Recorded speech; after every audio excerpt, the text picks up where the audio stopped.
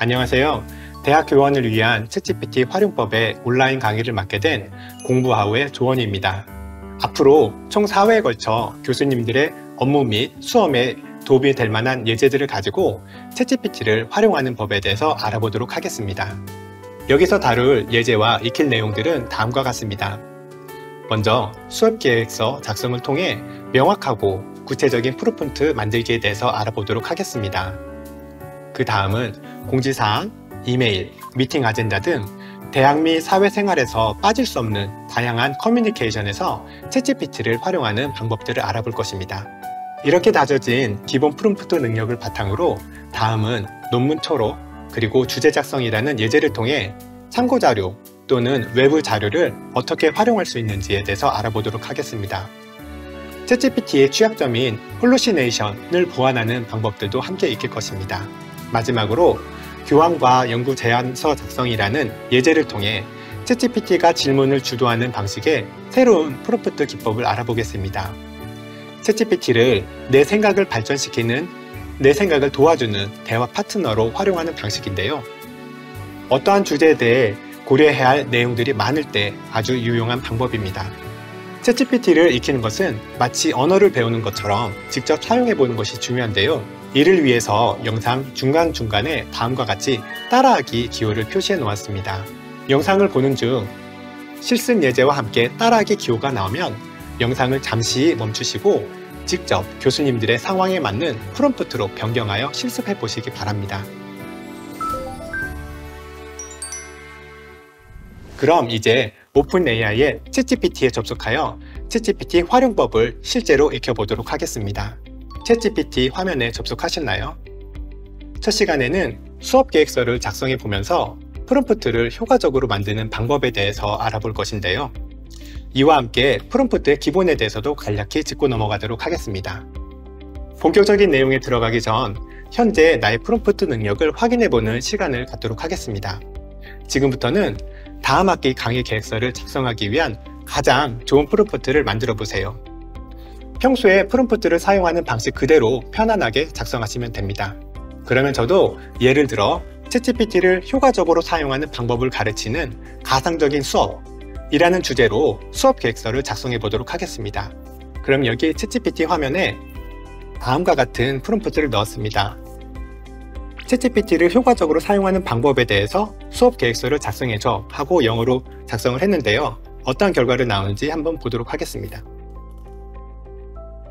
자, 챗GPT가 아주 빠른 속도로 강의 계획서를 이렇게 작성해 주었습니다. 여기서는 기본적인 내용들이 많이 포함되어 있는 것을 볼 수 있는데요. 꼭 영어로 작성할 필요가 없이 한글로도 작성해 보도록 하겠습니다. 챗GPT를 효과적으로 사용하는 방식에 대한 수업 계획서를 작성해줘.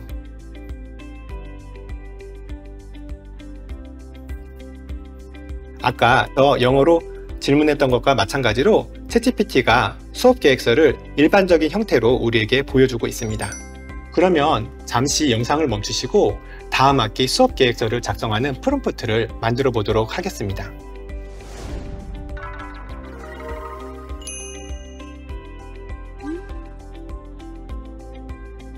자, 어떠신가요? 지금 만들어진 수업 계획서를 한번 보실까요? 제 내용을 한번 보도록 하겠습니다.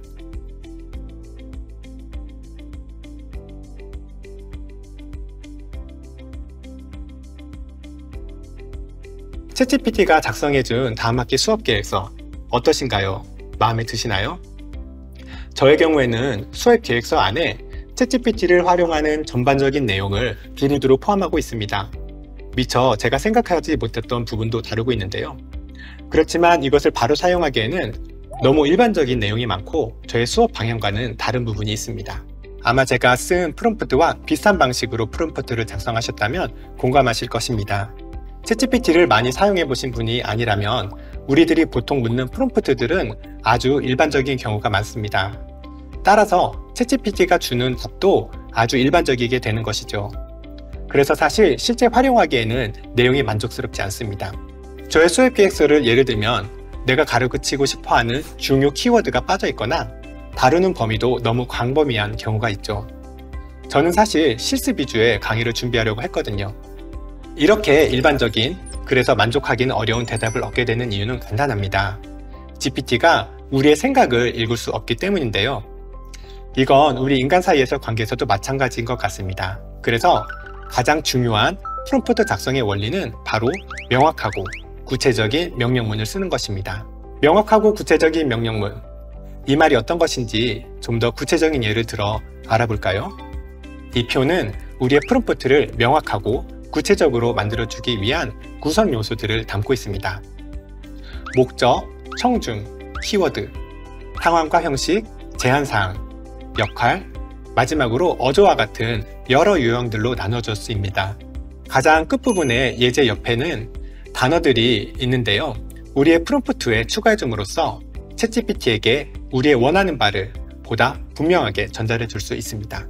이 모든 내용들을 다 적어줄 필요는 없지만 내 목적에 따른 몇 가지 유형들을 기억하고 있다면 나중에 챗GPT를 활용하는 데 아주 유용할 것입니다. 다음은 명확하고 구체적인 내용에 관한 것입니다. 더 나은 수업 계획서 작성을 위한 프롬프트를 위해서는 이 중 처음 4가지 유형을 활용해 볼 수 있습니다. 이 부분은 특별히 내용에 관한 것인데요. 즉, 수업의 목적과 청중, 내가 원하는 키워드, 그리고 상황에 대한 내용들을 추가해 보는 것이죠. 저의 예를 들면 다음과 같은 방식으로 프롬프트를 발전시켜 보았습니다. 앞서 설명한 프롬프트의 요건들 중 4가지를 추가해 주었습니다. 대상은 교수님들이고 수업시간 75분, 수업의 종류는 실습 위주라고 하였습니다. 그리고 강의의 목적, 필수 키워드들에 대해서 넣어달라고 하였습니다. 결과를 보시죠. 어떠신가요? 아까 제가 지시했던 내용들이 여기에 반영된 것들을 볼 수가 있습니다. 여기를 보면 이터레이티브 어프로치라는 키워드를 넣어달라고 했는데요. 이 내용을 찾아보면 강의 계획서 안에 이터레이티브 어프로치라는 내용이 여기저기 들어있는 것을 볼 수가 있습니다. 그러면 잠시 영상을 멈추시고 다음 학기 수업 계획서를 작성하는 프롬프트를 발전시켜 보시기 바랍니다. 처음 작성하신 프롬프트에 다음 4가지 내용을 추가해 주세요.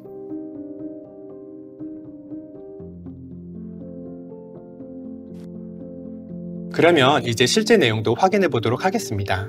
첫 번째 프롬프트를 통해 얻은 아주 일반적인 챗GPT의 결과에 비하면 저의 의도가 많이 반영된 결과를 얻게 되었습니다. 여러분들의 결과는 어떤가요? 아마도 완벽한 결과는 아니겠지만 여러분들의 의도가 더 잘 반영된 결과를 얻으셨을 거라 생각합니다. 목적, 청중, 키워드, 상황 등의 요소를 추가함으로써 지금까지 우리는 우리가 원하는 내용을 얻기 위한 프롬프트들을 발전시켜 보았습니다. 이번에는 이 내용들을 표현하는 결과 양식에 대해 다뤄보도록 할 것인데요. 다시 프롬프트의 구성 요건 표를 보도록 하겠습니다. 여기에 형식과 제한사항 유형이 있는데요. 예를 들어 어떠한 내용에 대해서 분리 포인트를 사용하거나 그 내용을 대화의 방식으로 답변해달라고 할 수도 있습니다. 또는 단어의 수나 문단의 수를 제한함으로써 대답의 기회를 제한할 수도 있죠. 지금 실습하고 있는 수업 계획서를 생각하시면 어떤 양식이 가장 먼저 떠오르시나요? 아마도 시간표가 아닐까 생각합니다. 수업 계획서를 만들거나 계획을 짤 때 시간이 적힌 테이블은 필수 요소죠. 한 줄의 프롬프트를 통해서 이런 테이블을 쉽게 작성할 수 있습니다. 그 한 줄의 프롬프트는 다음과 같습니다. Write the output as a table 하고 필요한 내용들을 넣어주시면 됩니다. 저의 경우에는 including topic, time, summary라고 하였습니다. 챗GPT는 마크다운이라는 포맷을 통해서 테이블을 작성해 줍니다. 그러면 조금 전에 작성하신 수업 계획서로 돌아가서 이 내용을 활용해 보도록 하겠습니다. 여기에 적힌 한 줄을 그대로 수업 계획서 아래창에 넣는 것인데요. 한번 따라해 보시죠. 아까 작성한 수업 계획서인데요. 이 밑에 단 한 줄을 넣어서 테이블을 작성해 보도록 하겠습니다.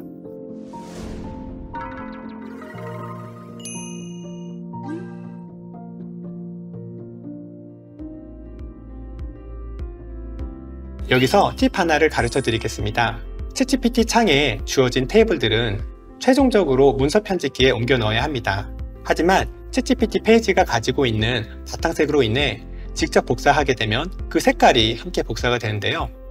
테이블을 깔끔하게 복사하는 방법들을 설명해 보도록 하겠습니다.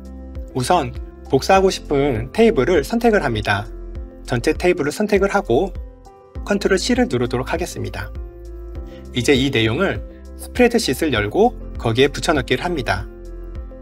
Ctrl V 붙여넣기를 하면 두 가지 옵션이 생기는데요. 이때는 value만 붙여넣기를 선택해야 합니다.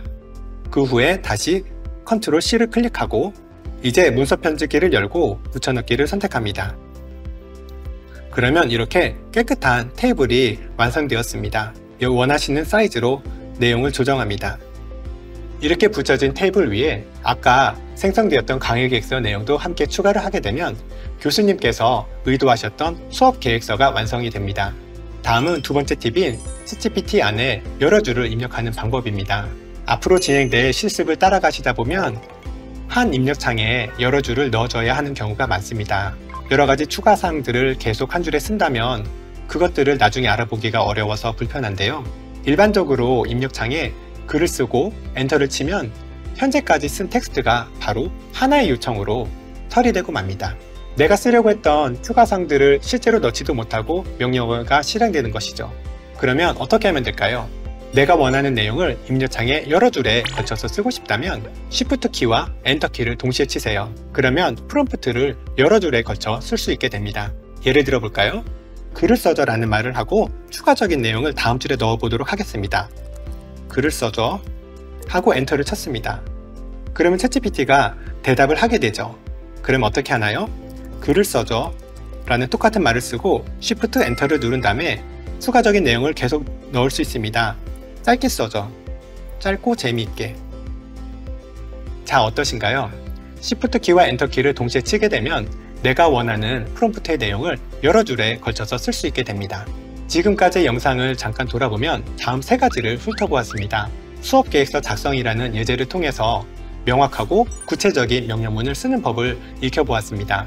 특별히 내용을 구체적으로 쓰기 위해서 4가지 유형의 내용들을 프롬프트에 추가해 보았고요. 테이블 형식을 넣기 위한 결과 양식을 지정하는 법도 익혀보았습니다. 다음 시간은 다양한 커뮤니케이션에서 챗GPT를 활용하는 방안에 대해서 알아보도록 하겠습니다. 그러면 다음 시간에 뵙겠습니다.